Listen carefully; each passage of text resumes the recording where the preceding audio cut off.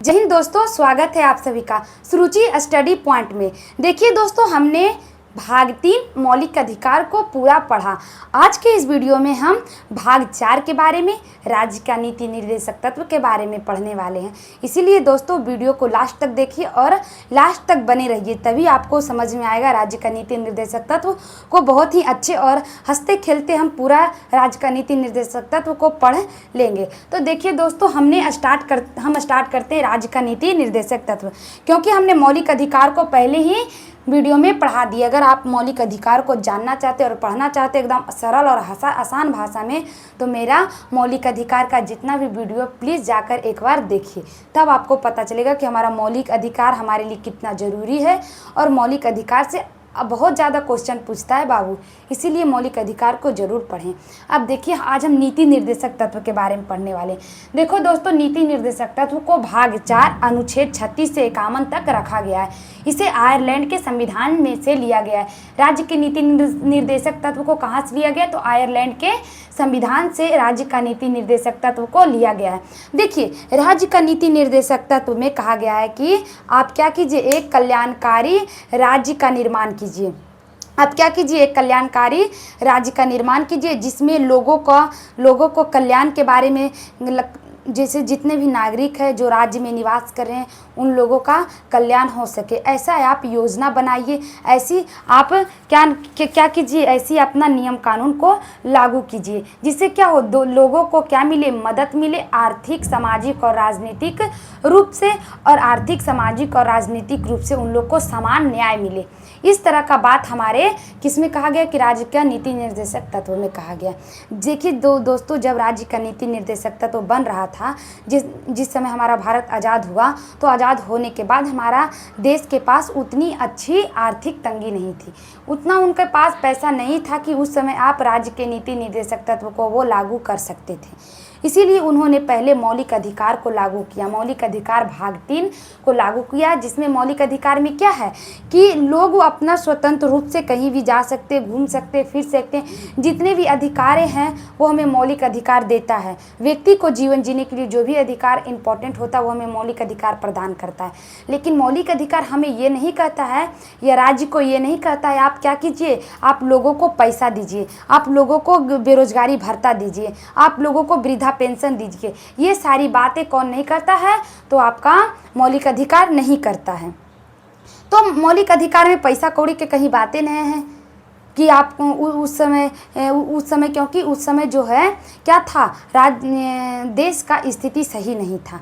और इसमें जो है, इसमें कहा गया है कि राज्य अपने राज्य के निवासी को क्या करेगा, तो बेरोजगारी भत्ता हो गया, आपका कह सकते वृद्धा पेंशन हो गया, अनाज हो गया, वो देगा, स्कूल वगैरह निःशुल्क शिक्षा देगा। क्या देगा? निःशुल्क शिक्षा देगा। तो जिस समय भारत आज़ाद हुआ था, उस समय तो अपने खाने का कुछ नहीं था, तो आप लोगों को कहाँ से सब्जी पूरी खिलाता?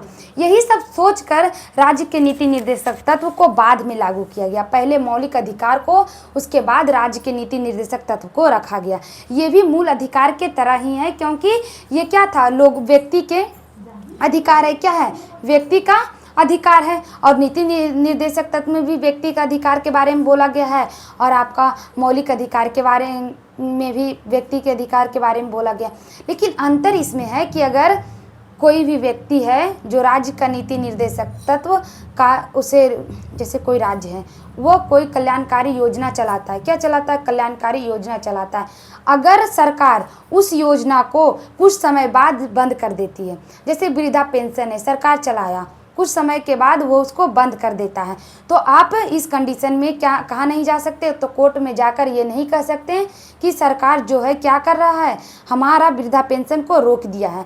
मतलब आप नीति निर्देशक तत्व में जो भी आपको योजना दिया जाएगा, तो इस योजना को अगर सरकार ले लेती है तो आप न्यायालय नहीं जा सकते। लेकिन ऐसा हमारा मौलिक अधिकार में नहीं था। मौलिक अधिकार में क्या था, अगर आप कोई भी आपको राइट देता है सरकार, तो ना उसे छीन सकता है और ना ही उसका क्या कर सकता है, उसको कम कर सकता है। ये राइट था आपका भाग 3 में। और नीति निर्देशक तत्व में ऐसा नहीं है। नीति निर्देशक तत्व में क्या है, आप कहाँ नहीं जा सकते, तो नहीं हाई कोर्ट सुप्रीम कोर्ट नहीं जा सकते।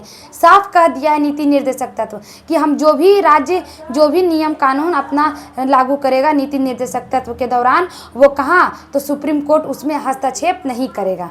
तो ये क्या है, न्यायालय में इसमें क्या नहीं करेगा, तो ये नहीं करेगा, इसके अंदर नहीं करेगा। अब इसको कहाँ से लिया गया, तो आयरलैंड के संविधान से लिया गया है। राज्य के नीति निर्देशक तत्व को आयरलैंड के संविधान से लिया गया। क्वेश्चन बहुत सारा एग्जाम में पूछता है कि आयरलैंड कहाँ से लाया नीति निर्देशक तत्व, तो आयरलैंड लाया आपका स्पेन से, और स्पेन अपना नीति निर्देशक तत्व खुद बनाया है।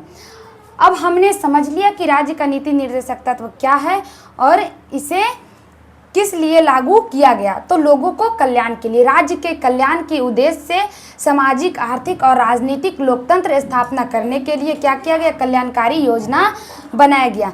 देखिए भीमराव अंबेडकर और BN राव, डॉक्टर भीमराव अंबेडकर, ये सारे मिलकर जो थे, ये क्या नीति निर्देशक तत्व के बारे में समझ बूझकर इसे कब लागू करना है, इसमें क्या होता है। केटी शाह, एक देखिए केटी शाह थे, उन्होंने कहा कि देखिए ये जो नीति निर्देशक तत्व है वो एक ऐसा चेक है, जो नीति निर्देशक तत्व एक ऐसा चेक है जिसे कि राज्य का नीति निर्देशक जो तत्व है वो ऐसा चेक है, जैसे कि हम बैंक में जो चेक देते हैं, बैंक में चेक देते हैं पैसा भर के, तो क्या करता है बैंक हमें पैसा देता है। लेकिन केटी साहब ने कहा कि ये जो राज्य का नीति निर्देशक तत्व ऐसा चेक है जिसे आप अपने मन से भरिएगा, तो जो आप ये चेक को अपने मन से भरिएगा, पैसा इसमें आप भरिएगा अपने मन से, लेकिन और बैंक में जमा कीजिएगा, लेकिन बैंक को जब मर्जी होगा तभी आपको पैसा देगा। नहीं समझे, फिर से समझिए। केटी साहब ने बोले कि देखिए नीति निर्देशक तत्व ऐसा चेक है जो क्या करेगा, आप उसे भर कर तो दीजिएगा, लेकिन जब बैंक की मर्जी होगी तभी वो आपको वो पैसा देगा। यानी कि है कि राज्य जो है वो आप पर योजना चलाएगा, लेकिन उसका मर्जी होगा तभी आपको पैसा देगा, मर्जी होगा तो देगा, नहीं मर्जी होगा तो नहीं देगा। यही राज्य का नीति निर्देशक तत्व में बोला गया है कि अगर उसका मर्जी होगा तभी वो आपका बात सुनेगा, नहीं मर्जी होगा तो नहीं सुनेगा। तो इस प्रकार से हमारा राज्य का नीति निर्देशक तत्व क्या है, इसके बारे में समझे। देखिए अब हम अनुच्छेद को देखते हैं। 36 से 51 तक क्या है, नीति निर्देशक तत्व का अनुच्छेद है। आज हम 36 से लेकर 40 तक पढ़ेंगे और इसके 40 से अगला वीडियो में समझेंगे। तो देखिए 36 में क्या कहा गया, राज्य की परिभाषा। 36 में कहता है, अनुच्छेद 36 में कहता है राज्य की परिभाषा। राज्य की परिभाषा कहने का अर्थ यूपी बिहार नहीं है। राज्य का परिभाषा कहने का अर्थ यह होता है कि जो कोई ऐसा संस्था है जो नियम कानून अपना खुद बनाता है, कोई ऐसा संस्था है जो अपना नियम कानून खुद बनाता है और उसका अपना एक विशेष क्षेत्र होता है, और जो उस संस्था का जो खर्च है वो जनता के टैक्स से आता है, उसको हम क्या कहते हैं, तो उसको हम राज्य कहते हैं। उसको क्या कहते हैं, राज्य कहते हैं। राज्य का मतलब आप यूपी बिहार झारखंड मध्य प्रदेश नहीं समझिएगा। राज्य का मतलब क्या है, जो नियम कानून खुद बनाएगा वो अपने आप में क्या स्टेट है। बिजली विभाग अपने आप में स्टेट है। संघ क्या अपने आप में स्टेट है। राज्य अपने आप में स्टेट है। तो इस प्रकार क्या कहा गया, राज्य को परिभाषित किया गया अनुच्छेद 36 में। गौर कीजिएगा अनुच्छेद 12 में भी राज्य का परिभाषा दिया गया है। तो पूरा भारतीय संविधान में सिर्फ 2 जगह है जहां क्या किया गया है, तो राज्य को परिभाषित किया गया है। एक मौलिक अधिकार अनुच्छेद 12 में, दूसरा राज्य के नीति निर्देशक तत्व अनुच्छेद 36 में। तो राज्य का मतलब समझ में आ गया। अगर देखिए घुराने के लिए क्वेश्चन पूछता है कि अनुच्छेद 36 में क्या डीपीएसपी के बारे में बताया गया, नहीं, डीपीएसपी के बारे में नहीं है। अनुच्छेद 36 में राज्य की परिभाषा दी गई है, डीपीएसपी की परिभाषा नहीं दी गई है, राज्य की परिभाषा दी गई है। तो इस तरह से हमारा अनुच्छेद 36 कंप्लीट होता है। अब देखिए अनुच्छेद 37, न्यायालय नहीं जा सकते हैं। अब न्यायालय नहीं जा सकते, इसके मतलब क्या हुआ, हम पहले ही बता दिए कि ये जो नीति निर्देशक तत्व अपना जितना भी नियम कानून बनाएगा राज्य, जो भी राज्य नीति निर्देशक तत्व के दौरान अपना नियम कानून बनाएगा या कोई ऐसा योजना चलाता है जिससे लोगों को आर्थिक फ़ायदा होता है, तो इस कंडीशन में अगर सरकार उस योजना को बंद कर देती है तो आप इसके दौरान क्या नहीं जा सकते, तो कोर्ट नहीं जा सकते। जैसे कि आपको वृद्धा पेंशन, आपको ये मिल रहा है, अनाज मिल रहा है, अगर सरकार को कुछ ऐसी आर्थिक स्थिति में गिरावट आ जाती है और आपको वृद्धा पेंशन, अनाज, बेरोजगारी भत्ता देने से बंद कर देता है, क्या करता है, बंद कर देता है, तो आप न्यायालय नहीं जा सकते हैं कि देखिए जज साहब ये हमको वृद्धा पेंशन 6 महीना दे रहा था, 2 महीना से बंद कर दिया है। आप ऐसा नहीं कर सकते, अगर कीजिएगा तो आपको भगा देगा। इसीलिए तो 2000 ये भाग 3 में नहीं रखा, यह कारण था कि भाग 3 में नहीं रखा। भाग 3 में रखता, अगर किसी को बेरोजगारी भत्ता नहीं मिल रहा, किसी को वृद्धा पेंशन नहीं मिल रहा, तुरंत वो हाई कोर्ट, सुप्रीम कोर्ट चल जाता। तो इसीलिए उसको भाग 3 में नहीं रखा गया। तो हो गया अनुच्छेद 27 हो गया कि न्यायालय नहीं जा सकते। आप कहाँ नहीं जा सकते हैं, तो न्यायालय नहीं जा सकते हैं, आप न्यायालय नहीं जा सकते। किसके तहत, डीपीएसपी की शिकायत लेके आप न्यायालय नहीं जा सकते हैं। 48 में कहा है लोक नियोजन अभिवृद्धि। लोक नियोजन मतलब लोक कल्याण कार्य। 48 में कहता है कि देखिए राज्य, जो नीति निर्देशक तत्व कहता है अनुच्छेद 48 के दौरान, देखो राज्य तुम अपना राज्य के लिए ऐसा नियम कानून बनाओ जिससे क्या हो, लोगों को क्या मिले, तो लोक कल्याण हो, लोगों का क्या हो, लोक कल्याण हो। तुम अच्छा योजना निकालो, लोगों को बेरोजगार नहीं रहने दो, लोगों को क्या दो, बेरोजगारी भत्ता दो। अगर कोई बेरोजगार है तो उसको बेरोजगारी भत्ता दो। लोगों ये अमीरी गरीबी को हटाने के लिए, कोई अमीर है, अमीर के पास तो बहुत कुछ है लेकिन वो गरीब को दे रहा है, गरीब को देने वाला क्या है, तो सिर्फ सरकार है, वही गरीब को कुछ दे सकते हैं। तो उन्होंने कहा कि आप राशन बंटवाइए, हैं, आप राशन दीजिए, बेरोजगारी भत्ता दीजिए, बूढ़ा बूढ़ी को वृद्धा पेंशन दीजिए। तो इस प्रकार से क्या कहता है कि आप लोक कल्याण कार्य कीजिए जिससे कि समाज का सामाजिक, आर्थिक और राजनीतिक रूप से क्या हो, न्याय मिले। तो अनुच्छेद 48 कहता है लोक कल्याण कीजिए और जिससे सामाजिक, आर्थिक और राजनीतिक रूप से सभी को क्या मिले, समान न्याय मिले। देखिए अनुच्छेद 39 क्या कहता है, स्त्री पुरुष को समान वेतन। अब देखिए स्त्री पुरुष को समान वेतन देने का बात कहा है कि आप कोई भी काम कीजिए, सभी को क्या दीजिए, समान वेतन दीजिए। क्या दीजिए, समान वेतन दीजिए। अब गौर कीजिएगा, अगर आपको समान वेतन नहीं मिलता है तो क्या आप न्यायालय जा सकते हैं, नहीं न्यायालय जा सकते हैं। क्या नहीं जा सकते, न्यायालय नहीं जा सकते। जैसे कि कोई ऐसा आप कारखाना में काम कर रहे हैं, तो कारखाना में तो काम हार्ड होता है, तो पुरुष भी काम कर रहा है और महिला भी काम कर रही है। तो कोई ऐसा काम है जो पुरुष काम कर रहा है, जो हार्ड काम है, क्या हार्ड काम तो महिला से नहीं होगा। महिला क्या करेगी, सॉफ्ट काम करेगी। काहे कि महिला, लड़की लोग बहुत कोमल होती है, लड़का लोग के मुकाबले लड़की लोग क्या होती है, कोमल होती है। उन लोग के अंदर खून उनके भी कमी होता है। तो इस तरह से क्या है, उसका जो उसका बॉडी है, वो फिजिकल जो उसका बॉडी है वो क्या है, एडजस्ट नहीं कर पाता कोई हार्ड वर्क का। तो जो वही काम पुरुष कर रहा है, लेकिन पुरुष का काम महिला से ज़्यादा है, तो उसको ज़्यादा वेतन मिलेगा, महिला को कम वेतन मिलेगा वही काम का। तो क्या महिला चल जाएगी न्यायालय कि देखिए सर उसको ज़्यादा वेतन दिया, हमको कम दिया, नहीं जा सकती, क्योंकि न्यायालय नहीं जाने का आदेश देता है अनुच्छेद 37। तो आप न्यायालय नहीं जा सकते। किसके कारण, अगर आपको वेतन कम भी देता है तब। अब देखिए बहुत सारे ऐसे टीचर होते हैं, सरकारी टीचर देखे होंगे कि सरकारी स्कूल में बहुत सारे ऐसे टीचर होते हैं जिनका वेतन, किसी का वेतन 50,000 है, किसी का वेतन 30,000, उसका अपना अपना सब्जेक्ट के दौरान किसी का वेतन 40, किसी का 50, किसी का 10,000 रहता है कर्मचारी का, तो डिफरेंस होता है। तो आप नहीं जा सकते। राज्य का उतना, जितना राज्य के पास पैसा है, जितना उसका अर्थव्यवस्था अच्छा है, उतना वो क्या करता है, वेतन को डिस्ट्रीब्यूट करता है। तो वेतन का समान वितरण के बारे में बताया गया कि आप स्त्री और पुरुष को समान वेतन दीजिए। क्या कौन बोलता है, तो अनुच्छेद 39 बोलता है कि स्त्री पुरुष को समान वेतन देना चाहिए। 39 के क में देखिए, जहाँ आपको क ख ग घ मिल जाए, क ख ग घ ABCD जहाँ मिल जाए, समझ जाइएगा कि इसको बाद में जोड़ा गया है, बाद में चिपकाया गया है। जिस तरह ब्लाउज बनने के बाद उस पर बाद में लाइस मारा जाता है क्योंकि वो खूबसूरत लगे। इसी कारण क्या करें, कुछ अगर छूट जाता है, कोई अनुच्छेद में कुछ छूट जाता है तो उसको बाद में चिपका दिया जाता है। क्या किया जाता है? बाद में चिपका दिया जाता है। इसीलिए अनुच्छेद 39 के क में कहा गया निःशुल्क विधि सहायता।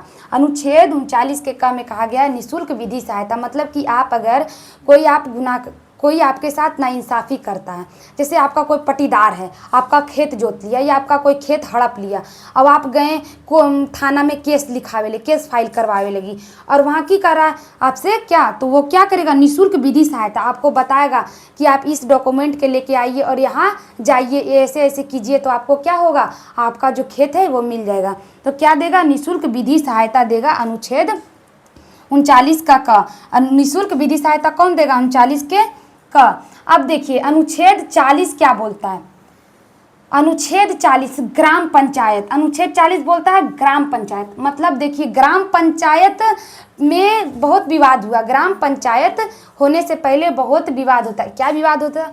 देखिए डॉक्टर भीमराव अंबेडकर और गांधी जी में हो जाता है विवाद। गांधी जी बोलते हैं कि हम क्या करेंगे? ग्राम पंचायत लागू करेंगे। क्या करेंगे? ग्राम पंचायत लागू करेंगे। अब भीमराव अंबेडकर बोलता है नहीं, भीमराव अंबेडकर बोलते हैं कि नहीं, हम ग्राम पंचायत को नहीं लागू करेंगे। अगर हम ग्राम पंचायत को लागू करेंगे तो क्या बढ़ेगा? भ्रष्टाचार बढ़ेगा। लेकिन गांधी जी का कहना था कि हमारा जो भारत देश है वो गाँवों का देश है। किसका देश है? तो गाँव का देश होगा। गांधी जी कहते कि जब तक गांव का विकास नहीं होगा, जब तक पूरा देश का विकास संभव नहीं है। जब तक आप एक गांव का विकास नहीं कीजिएगा, उस शहर का विकास नहीं होगा।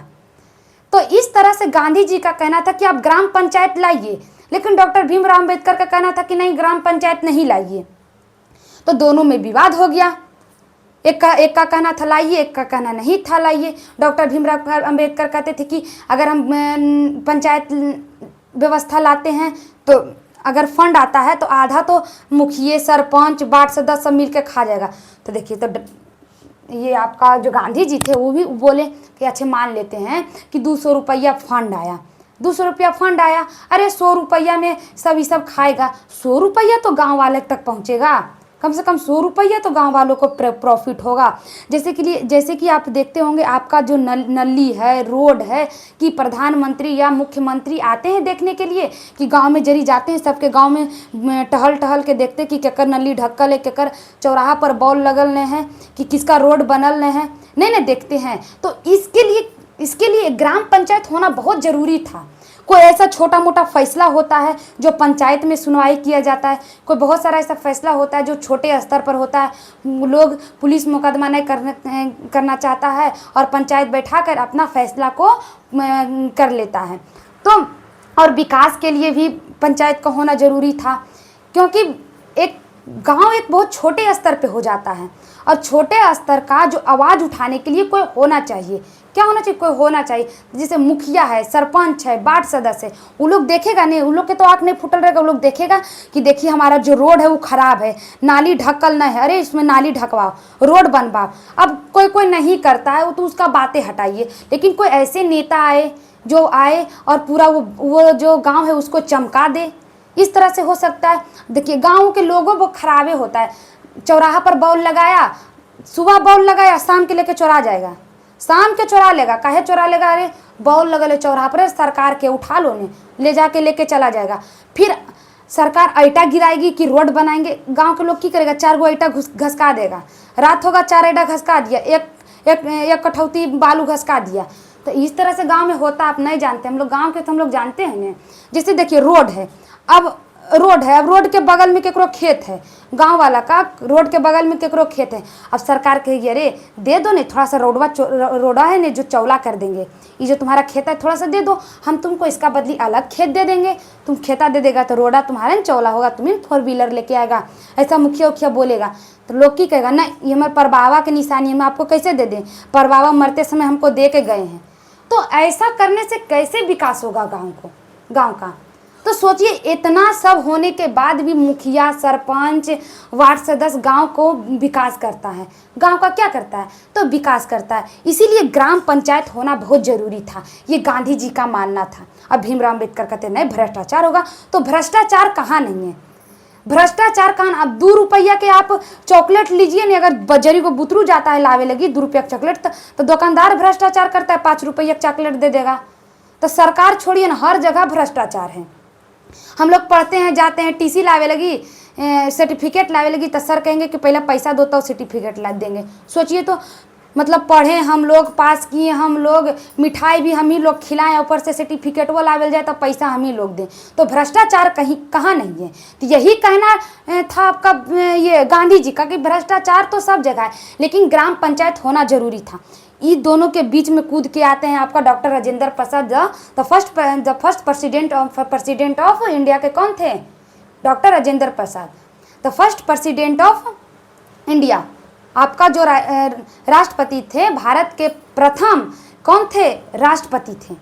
भारत के क्या थे? प्रथम राष्ट्रपति थे। तो वो आते हैं, कहते रुको, तुम दोनों रुको, हम डिसीजन लेते हैं। गांधी जी ठीक है बोल रहे हैं, तुम भी ठीक है बोल रहे हैं, गांधी जी भी ठीक है बोल रहे हैं, भीमराव अम्बेडकर आप भी ठीक है बोल रहे हैं। आप लोग इतना मथमारी कायल कर रहे हैं? आप इसको नीति निर्देशक तत्व में डाल दीजिए, इसको अनुच्छेद 40 में डाल दीजिए। ग्राम पंचायत जिसका मर्जी होगा वो ग्राम पंचायत को लागू करेगा, जिसका मर्जी होगा ग्राम पंचायत का लागू करेगा, जिसको मर्जी होगा नहीं लागू करेगा। इसमें की है? थोड़ा जबरदस्ती लागू करवाएगा? जबरदस्ती तो नहीं। राज्य को तो कहा नहीं गया है कि अगर आप नहीं लागू करवाएगा तो आप पे कानून का कानूनी कार्रवाई होगा, ऐसा तो बात नहीं कहा गया है आपका अनुच्छेद ये राज्य का नीति निर्देशक तत्व में। तो बोलते हैं हाँ ठीक है, कहते राजेंद्र बाबू ठीक है, आपको हम करवा देते हैं। तो इसीलिए की करता है, अनुच्छेद 40 में ग्राम पंचायत को डाल देता है नीति निर्देशक तत्व में कि जो राज्य चाहेगा वो अपना किसको करेगा, तो ग्राम पंचायत लागू करेगा, जो नहीं चाहेगा वो नहीं करेगा। तो देखिए ध्यान रखिएगा, ये क्वेश्चन है इसमें। सबसे पहले ग्राम पंचायत राजस्थान में लागू हुआ था, नागौर जिले में। कहाँ? तो राजस्थान में, नागौर जिले में ग्राम पंचायत लागू हुआ था। इसे हम गांधीवादी विचारधारा भी कहते हैं। ग्राम पंचायत को गांधीवादी विचारधारा के तहत बोला जाता है। जो गांधीवादी विचारधारा में आगे पढ़ाएंगे कि कहा गया कि पशुओं की हत्या नहीं करना है, शराब नहीं पीना है, इस तरह से गांधीवादी विचारधारा के बारे में हम आगे बताएंगे। और अनुच्छेद 40 तक आज हमारा कंप्लीट हुआ। 40 तक आज हम देखें। अगला वीडियो में हम 41, 42, 43, 44, 45 जहाँ तक होगा हम आप लोग को बताएंगे। अगर हम 45 तक बताने लगते हैं तो हमारा जो वीडियो बहुत लंबा हो जाएगा, इसीलिए इस वीडियो में इतना ही। जय हिंद। नेक्स्ट वीडियो का वेट करें।